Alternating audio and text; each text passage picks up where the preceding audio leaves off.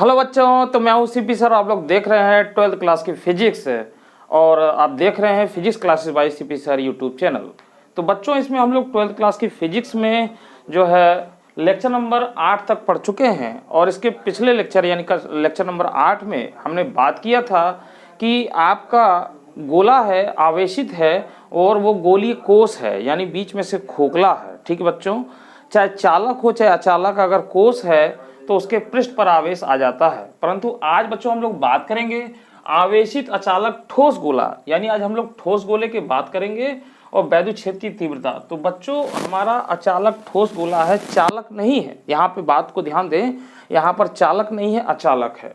तो बच्चों, इसकी पिछली वीडियो में मैंने आपको बताया था कि अगर चालक है, देखिए फिर से एक बार समझते हैं कि अगर हमारा ठोस गोला है, पहली बात ये ठोस गोला है, ठोस गोला, और बच्चों ये अगर चालक है, ये चालक है, तो बच्चों अगर इसको जो भी आवेश दिया जाएगा, जैसे मान लेते हैं प्लस क्यू आवेश दे रहे हैं, तो ये चालक है बच्चों, जिसके कारण क्या होगा कि इसमें जो इलेक्ट्रॉनों का प्रवाह होगा, यानी तो ये सारा का सारा आवेश इसके बच्चों पृष्ठ पर ही होगा, यानी इसके पृष्ठ पर ही होगा।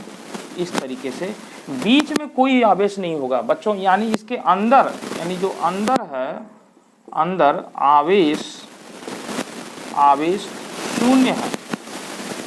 अंदर आवेश क्या है बच्चों? शून्य है। जब ये ठोस गोला हो, चालक हो बच्चा। अगर बच्चों यहाँ पर अगर हम लोग गोलीय कोष लेते हैं, ठीक है, और ये अचालक है, यहाँ पर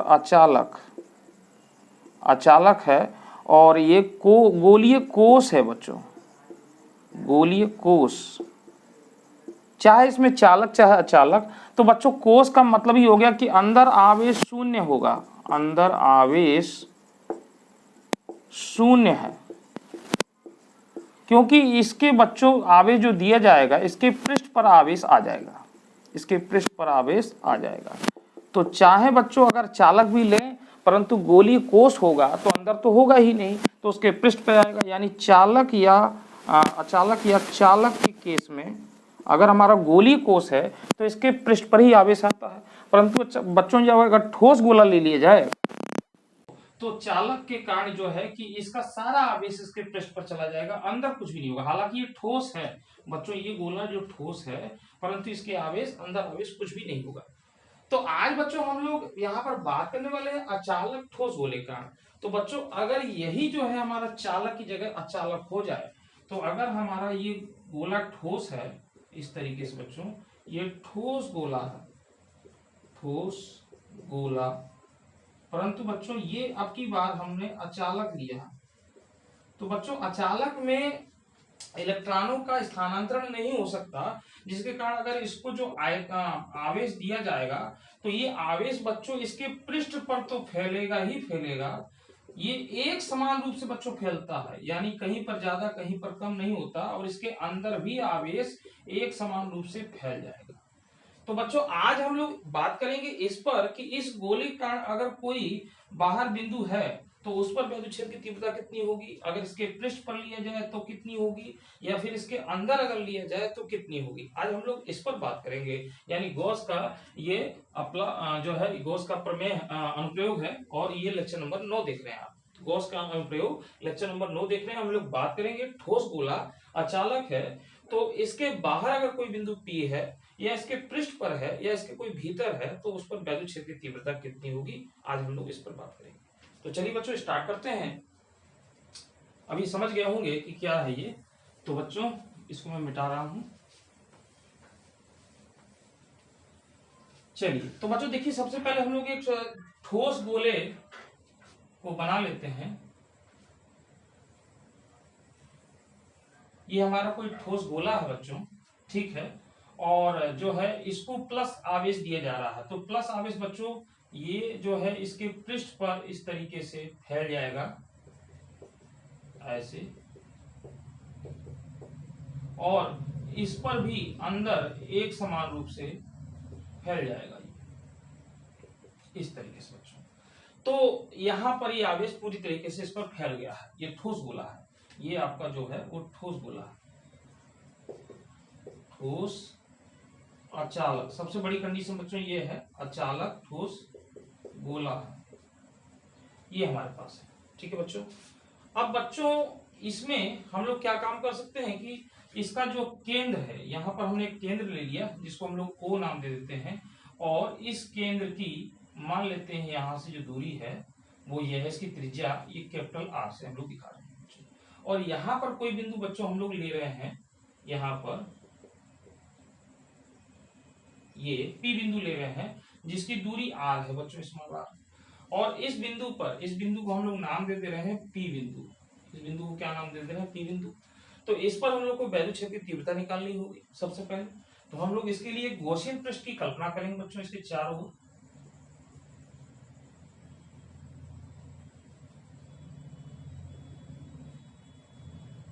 इस तरीके से ये हो गया गॉसियन पृष्ठ, ये हमारा गॉसियन पृष्ठ हो गया बच्चों।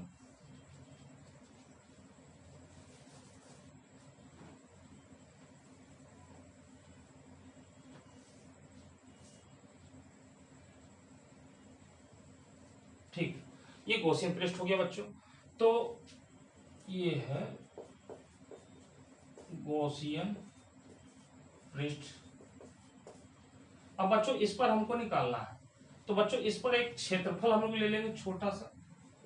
इस पर हमने एक क्षेत्रफल ले लिया, तो बच्चों प्लस आवेश है तो इस पे जो बल रेखाएं निकलेंगी यानी वैद्युत क्षेत्र की जो दिशा होगी बच्चों वो क्या होगी? सीधे ये होगी। और इस क्षेत्रफल की दिशा क्या होगी बच्चों? इसी के ये लंबवत होगी, तो इसको मैं यहाँ दिखा दे रहा हूँ। तो ये मान लेते हैं ये छोटा सा क्षेत्रफल है, तो इसको हम लोग डीए ले रहे हैं, तो इसकी दिशा ये हो गई। तो बच्चों इसके बीच में कोण कितना होगा? थीटा बराबर 0 डिग्री होगा।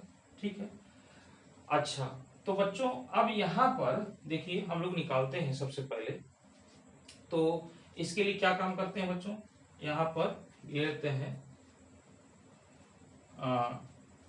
ठोस ठोस, यहां पर लिख लेते हैं ठोस अचालक। अचालक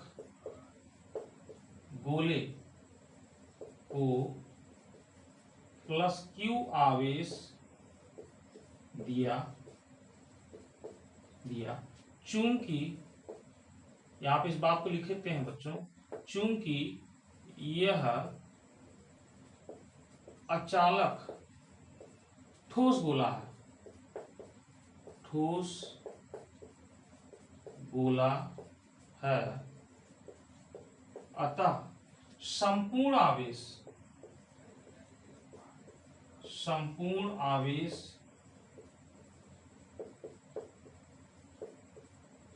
गोले में एक समान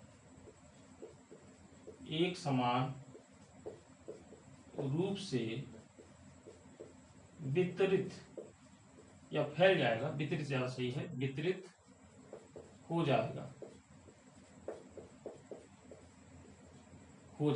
ठीक है बच्चों, अब लिख सकते हैं बच्चों गोले के चारों ओर, गोले के चारों ओर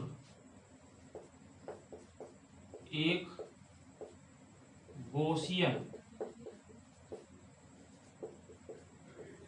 गॉसियन पृष्ठ की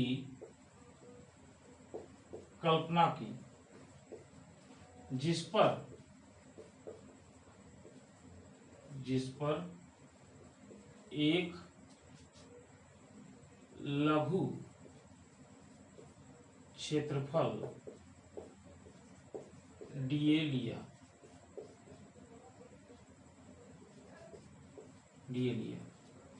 ठीक है बच्चों, अब यहां पर लिख सकते हैं बच्चों डीए क्षेत्रफल, डीए क्षेत्रफल से होकर जाने वाला वैद्युत फ्लक्स।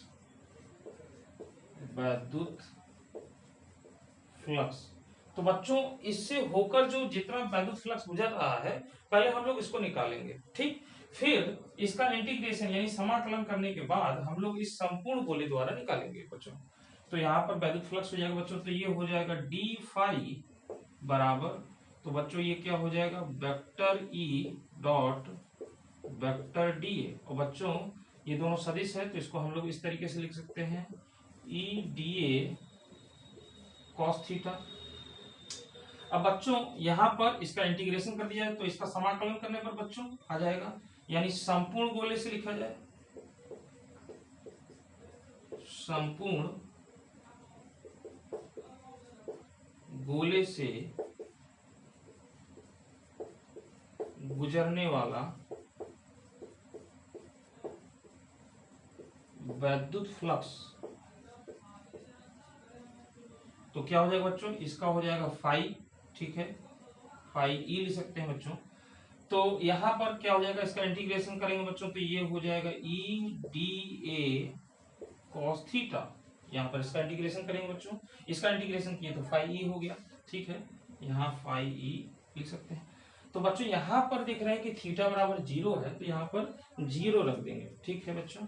तो यहाँ पर या फाई ई बराबर ये हो जाएगा integration E D A cos 0 degree. तो बच्चों कॉस 0 डिग्री का मान क्या हो सकता है, यहाँ पर हमने लिख रखा तो यहाँ पर मैं नहीं लिख रहा हूँ, तो ये हो जाएगा 1, तो ये 1 हो जाएगा। तो फाई ई बराबर, तो बच्चों ई को हम बाहर कर लेंगे, ई और इंटीग्रेशन ये हो जाएगा डी ए, यहाँ पर डी हो जाएगा बच्चों। अब डी ए क्या है बच्चों, ये यहाँ पर क्षेत्रफल लिया गया है तो इसका इंटीग्रेशन करेंगे तो क्या आ जाएगा, गोले का क्षेत्रफल, और गोले का क्षेत्रफल बच्चों इसकी त्रिज्या आर है तो यानी इसका 4 पाई आर स्क्वायर आ जाएगा। तो यहाँ पर लिखेंगे फाई ई बराबर ये हो जाएगा ई गुणा 4 पाई आर स्क्वायर। अब इसको बच्चों समीकरण नंबर हम लोग 1 दे देंगे। यहाँ पे हम लोग लिख सकते हैं चूंकि डी ए बराबर 4 पाई आर स्क्वायर, ठीक है, ये हम लोग लिख सकते हैं यहाँ पर। अब बच्चों ये हमारा एक हो गया। अब हमने इससे निकाल लिया वैद्युत फ्लक्स, और बच्चों यहाँ पर तो देखिए ये गोले का आवेश है। अब यहाँ पर बच्चों हम लोग क्या लगा देंगे, यहाँ पर गॉस की प्रमेय लगा देंगे। तो गॉस की प्रमेय लगा देंगे, गॉस की प्रमेय से, गॉस की प्रमेय से, तो गॉस की प्रमेय हमारी क्या कह रही है बच्चों, फाई ई बराबर, तो बच्चों यहाँ पर ये जो गोला लिया गया है ये वाला गोला, ठीक है बच्चों, तो ये हमने गॉसियन पृष्ठ की कल्पना की है। तो जो इससे वैद्युत फ्लक्स निकलेगा, जो वैद्युत बल रेखाएं निकलेंगी इस पर इधर की ओर बाहर की ओर निकलेंगे इस तरीके से। तो बच्चों इससे जो घिरा हुआ आवेश होगा उसी का क्या होगा, एप्सिलॉन नॉट गुना होगा, यानी ये हो जाएगा आपका Q अपान एप्सिलॉन नॉट, ठीक है। तो ये गॉस की प्रमेय से हो गया, इसको समीकरण नंबर 2 कर लेंगे। अब बच्चों यहाँ पर हमने 2 कर लिए, समीकरण 1 और 2 से देखिए क्या काम करेंगे, इसको हम लोग बराबर कर लें, तो बराबर कर लें, यहाँ पर लिखें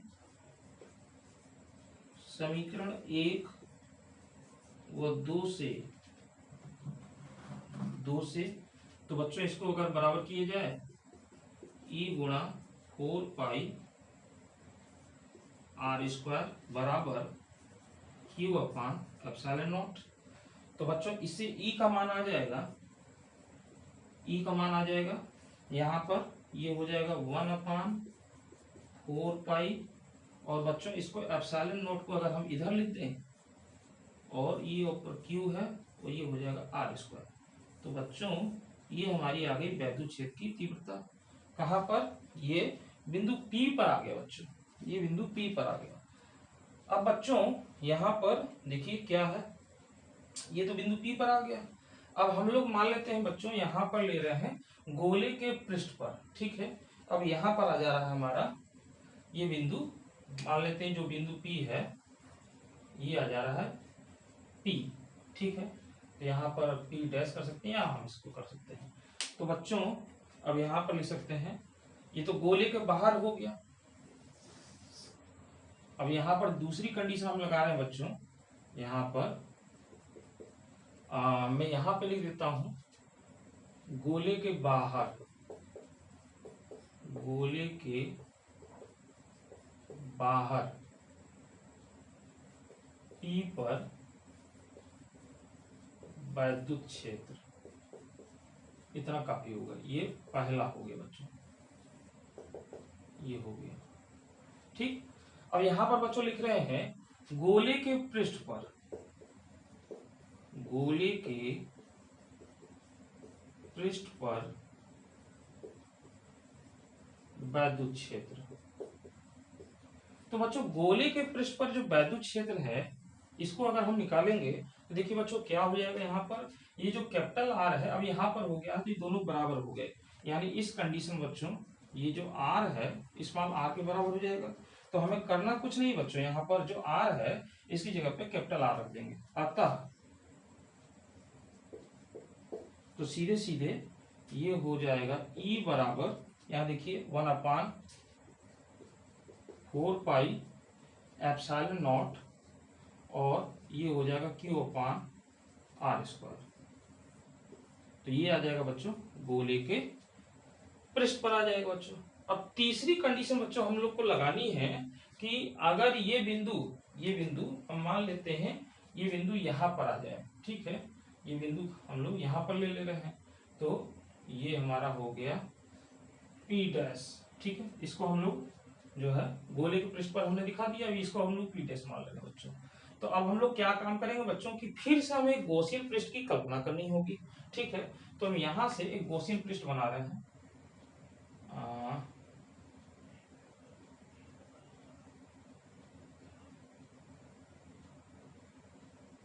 ये। तो बच्चों ये गॉसियन हमारा पृष्ठ हो गया, ये हमारा दूसरा गॉसियन पृष्ठ हो गया बच्चों अंदर की तरफ, गॉसियन पृष्ठ। तो बच्चों ये गॉसियन हमारा पृष्ठ हो गया, और हमें इस बिंदु पर जो है वैद्युत क्षेत्र निकालना है, ठीक है। तो इस बिंदु पर निकालना है बच्चों, तो यहां पर भी हम लोग क्या काम कर लेंगे कि यहां पर इस बिंदु पर हम लोग एक क्षेत्रफल ले लेंगे। तो बच्चों यहां पर देखिए कि इसकी जो वैद्युत क्षेत्र की दिशा होगी बच्चों ये क्या हो जाएगा, यही होगा, और क्षेत्रफल की दिशा इस पे भी हम लोग डी ले लेंगे। तो बच्चों जितना यहाँ तक किए थे उसी तरीके से ये फिर से हमको करना पड़ेगा, ठीक है। यहाँ पर तो बच्चों यहाँ पर करेंगे, देखिए अब चेंजिंग क्या आएगा, क्या यहाँ पर बदलाव होगा, अब यहाँ से देखेंगे बच्चों। तो यहाँ पर तीसरा बच्चों हम लोग जो लिख रहे हैं, तीसरा कि गोले के भीतर P' पर वैद्युत क्षेत्र। तो बच्चों ये तीसरा केस इसमें चल रहा है। तो बच्चों यहाँ पर देखिए हम लोग क्या काम कर सकते हैं, अब ज्यादा हमें लिखने की जरूरत नहीं है, तो यहाँ पे हम लोग इतना लिखें कि DA क्षेत्रफल से होकर गुजरने वाला वैद्युत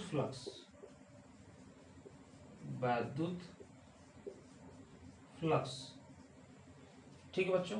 तो यहां पर हम लोग उसी तरीके से करेंगे बच्चों, डी फाई ई बराबर, और ये हो जाएगा vector E dot vector D A, और इसको सदिश रूप है ये बच्चों, तो इसको हम लोग लिख लेंगे E D A cos theta.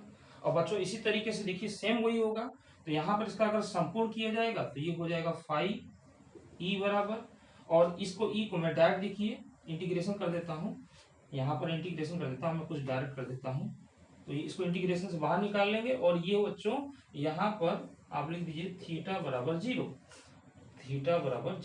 तो थीटा बराबर 0 है तो ये क्या हो जाएगा डी ए, ठीक, कुछ शॉर्ट हो जाएगा। अब बच्चों यहाँ पर देखिए फिर से डीए का जो क्षेत्रफल होगा इस गोले वाले का क्षेत्रफल होगा, ठीक है बच्चों, और इसकी जो त्रिज्या है बच्चों यहाँ पर देखिए 1 मिनट 4πr² डीए क्षेत्रफल है। तो हाँ बच्चों ये तो ठीक है, ये तो हमारी आर दूरी थी। अब यहाँ पर देखिए बच्चों ये जो है ये यहाँ पर एक कंडीशन लगाई जा रही है, जैसे ये कंडीशन लगी है यहाँ पर एक कंडीशन लिख दिया जाए कि बच्चों ये जो हो रहा है तो ये जो है आर आपका बड़ा है इस आर से, ठीक है बच्चों। तो अब हमने मान लिया है कि ये हमारा हो जाएगा, तो यहाँ पर जो है ये हम लोग इसको कर लेंगे फाई ई बराबर, और ये हो जाएगा बच्चों ई गुणा 4πr²। मतलब अब ये दूरी हमारी r हो गई बच्चों, मतलब हमने उसी को मान लिया कि ये दूरी हमारी क्या हो गई, r हो गई। ठीक है, और ये इससे जो है कि छोटा है, ये वाला r अब छोटा हो गया, यहाँ पर बराबर है। ठीक बच्चों, और यहाँ पर इस पहली वाली कंडीशन बच्चों क्या है कि जो r है ये छोटा है इस r से। ठीक, तो यहाँ पर क्षेत्रफल लिए गया। अब यहाँ पर ये है, हम फिर से इसको ले रहे हैं, r ले रहे हैं, तो ये हो जाएगा समीकरण नंबर बच्चों। अब इसको यहाँ पर समीकरण 1 2 और ये 3 कर लें और इसको 4 कर लें, तो बच्चों ये समीकरण आ जाएगा 5। ठीक, अब बच्चों यहाँ पे गॉस की प्रमेय लगाएंगे। तो बच्चों गॉस की जो प्रमेय लगाएंगे, तो गॉस की प्रमेय आप देख रहे हैं कि यहाँ पर जो लगाया गया है ये क्यू आवेश है। तो पहले तो बच्चों ये पूरे गोले का आवेश था, ये पूरे गोले का आवेश था, वो अंदर ले रहे हैं बच्चों, चूंकि आवेश जो है वो पूरा, पहले हमने इस पूरे गोले का लिया था, तो इस पूरे गोले के कारण जो आवेश था वो हमने रखा यहाँ पर क्यू। परंतु अब हम बच्चों हमको इतने गॉसियन पृष्ठ के अंदर आवेश को लेना है, तो ये तो आवेश पूरे पर फैला हुआ है। तो ऐसी कंडीशन में क्या करेंगे कि यहाँ पर बच्चों हम लोग जो है कि आवेश घनत्व, यानी यहाँ पर आयतन आवेश घनत्व, यानी घनत्व के लिए हमको जरूरत पड़ेगी। तो यहाँ पर हम लिखेंगे आयतन आवेश घनत्व। तो बच्चों यहाँ पे लिखते हैं चूंकि आयतन आवेश घनत्व, तो बच्चों इसको हम लोग रो से दर्शाते हैं। रो बराबर क्या हो जाएगा बच्चों, क्यू अपान और गोले का आयतन, तो गोले का आयतन क्या हो जाएगा बच्चों 4/3 पाई, और बच्चों इसका जो त्रिज्या है वो r³ लिया गया, ये इतना हो जाएगा। तो बच्चों इसकी जरूरत हमें पड़ेगी, यहाँ पर समीकरण नंबर इसको 6 दे देते हैं। ठीक है, अब बच्चों हम लगाते हैं क्या कि गॉस प्रमेय लगाते हैं। गॉस प्रमेय लगाते हैं तो देखिए क्या हो जाता है, गॉस की प्रमेय से, तो गॉस की प्रमेय बच्चों कहती है फाई बराबर, यानी जो इसका आवेश है, तो बच्चों हमें ये आवेश नहीं पता, मान लेते हैं हम लोग यहाँ पर क्यू डैश आवेश है, Q dash upon epsilon not. ठीक है बच्चों, तो बच्चों इस आयतन आवेश घनत्व से ये क्यू डैश, यानी यहाँ पर ये जो है ये क्यू आवेश जो है, इससे हम लोग इसको रिप्लेस करेंगे और इससे क्यू डैश की वैल्यू निकालेंगे। ठीक बच्चों, तो यहाँ पर देखिए हमने क्यू डैश मान लिया है, तो क्यू डैश बराबर क्या हो जाएगा, क्यू डैश बराबर यहाँ पे हम निकालेंगे बच्चों, तो अतः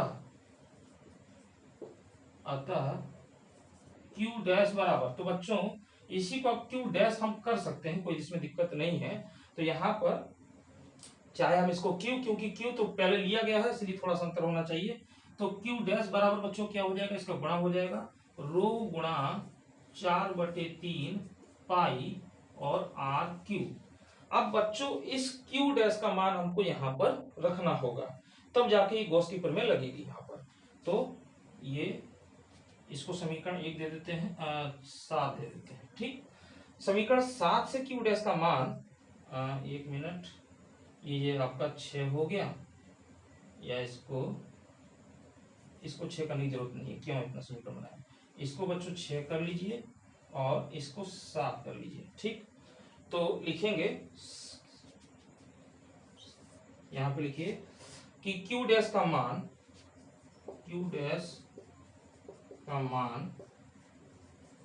समीकरण 6 में रखने पर, समीकरण 6 में रखने पर, तो इस 6 में रखेंगे बच्चों, तो ये हो जाएगा हमारा फाई ई बराबर, ये हो जाएगा और ये हो जाएगा आपका रो गुणा 4/3 पाई r³ बटे एप्सिलॉन नॉट। तो बच्चों अब हमारा ये निकला है फाई ई और एक ये निकला है फाई ई, यानी दोनों पक्ष बराबर हैं, इसको हम लोग समीकरण नंबर 8 दे देते हैं, 8 दे देते हैं बच्चों। तो अब बच्चों समीकरण 8 व 5 से इन दोनों को बराबर करें, तो यहाँ पे देखिए क्या हो जाएगा,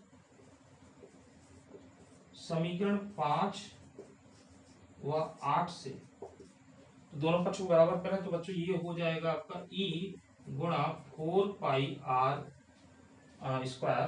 क्षेत्रफल ये स्क्वायर बराबर, और बच्चों ये पूरा वैल्यू रखें इधर, यानी ये हो जाएगा रो गुणा 4/3 पाई आर क्यू। तो बच्चों ये और बटे एप्सिलॉन नॉट ये हो जाएगा। ठीक है बच्चों।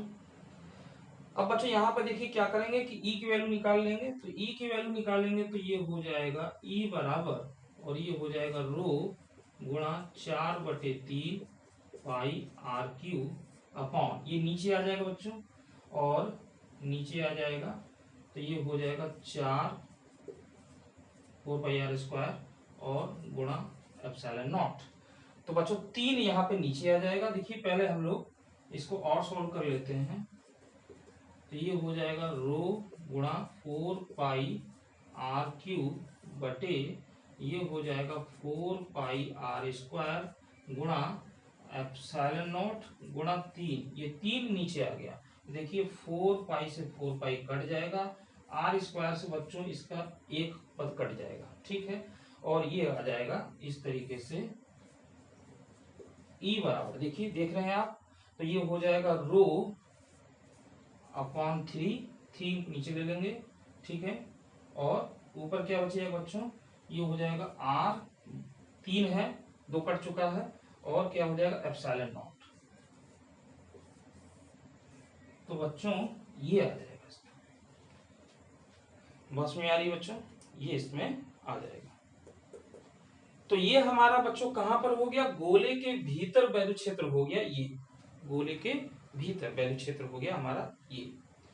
तो बच्चों यहाँ पर घनत्व की बात इसलिए ली गई है, मैं आपको फिर से एक बार समझा दूं, क्योंकि पहले जो हमने निकाला था यहाँ पर गोले का क्षेत्र लिखा और गॉस प्रमेय भी लगाया। तो गॉस प्रमेय बच्चों ये कहता है कि किसी बंद पृष्ठ से गुजरने वाला जो वैद्युत फ्लक्स होता है उस पृष्ठ से परिबद्ध आवेश का कुल आवेश का 1/एप्सिलॉन नॉट गुना होता है। तो चूंकि ये पूरा गोला आवेशित है बच्चों, पूरे गोले पर समान रूप से संपूर्ण आवेश है, और यही गॉसियन पृष्ठ मतलब जो है इसी के जैसा है, तो इस पर आवेश इसके द्वारा पूरा फैला हुआ है।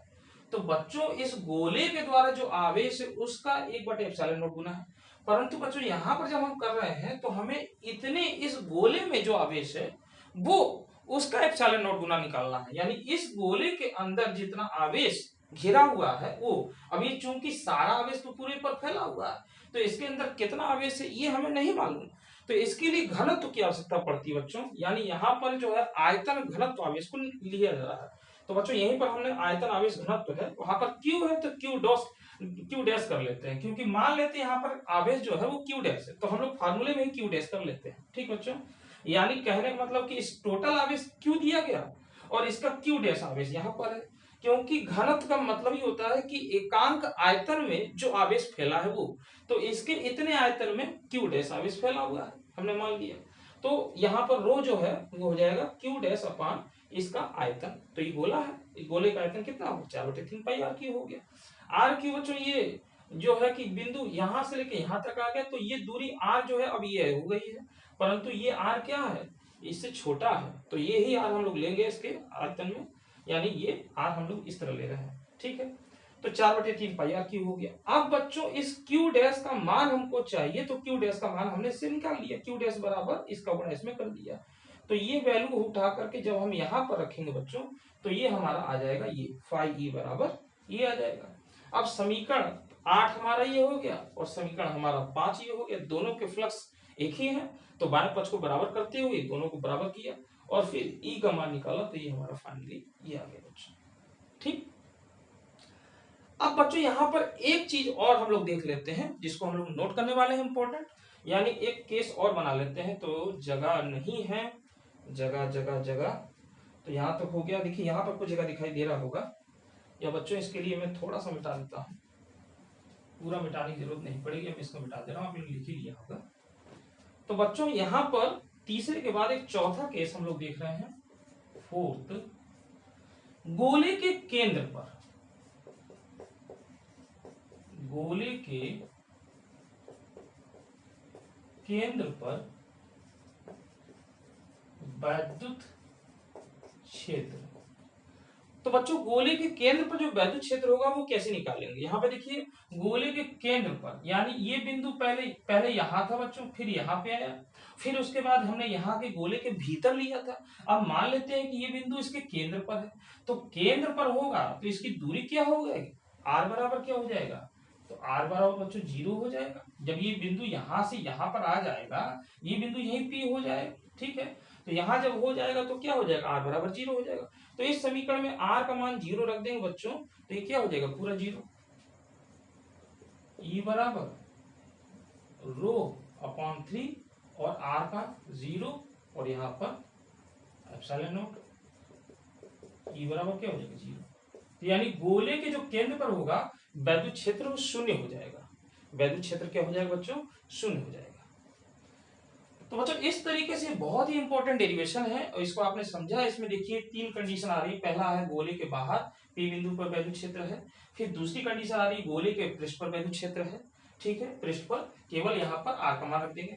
तीसरा जो है इंपॉर्टेंट कैसे बच्चों, गोले के भीतर P डैश पर, यानी इस पर यहाँ पर वैद्युत फ्लक्स हमें ज्ञात करना है, वैद्युत क्षेत्र क्या है। तो हमने यहाँ तक किया, फिर मैंने अभी आपको बताया कि इसमें आवेश घनत्व की जरूरत पड़ेगी, आयतन आवेश घनत्व, यहाँ पर आयतन आवेश घनत्व है ये, तो इसके जरिए हमने निकाला। तो E बराबर रो अपान 3 और R अपान एप्सिलॉन नॉट आ गया। फिर चौथे केस में देख रहे हैं बच्चों गोले के केंद्र पर वैद्युत क्षेत्र क्या है, तो गोले के केंद्र पर जो वैद्युत क्षेत्र है, क्योंकि गोले के केंद्र पर जब बिंदु आ गया है तो R बराबर 0 हो जाएगा, उसका कोई दूरी नहीं होगा और 0 को मान रख देंगे तो वैद्युत क्षेत्र शून्य हो जाएगा। तो आई होप बच्चों ये आपको डेरिवेशन अच्छे से समझ में आ गया होगा। फिर भी अगर आपका कोई कंफ्यूजन है तो कमेंट्स बॉक्स में लिख के बताइए, मैं और उसको अच्छे से समझाने का प्रयास करूंगा। तो बच्चों आज की वीडियो में इतना ही। अगले वीडियो में बच्चों इसके लास्ट अंतिम अनुप्रयोग पर हम लोग चलेंगे और ये चैप्टर समाप्त हो जाएगा। एक अनुप्रयोग और बचा है, यानी गॉस के प्रमेय से, यानी जो है कलाम के नियम को सिद्ध करना, ठीक है बच्चों। तो उस अनुप्रयोग को पूरा करने के बाद ये चैप्टर समाप्त हो जाएगा, फिर हम लोग इस पर न्यूमेरिकल पर बात करेंगे, ठीक बच्चों। तो आज की वीडियो में इतना ही, अगली वीडियो में हम लोग फिर मिलेंगे, तब तक के लिए मुझे दीजिए इजाजत, धन्यवाद।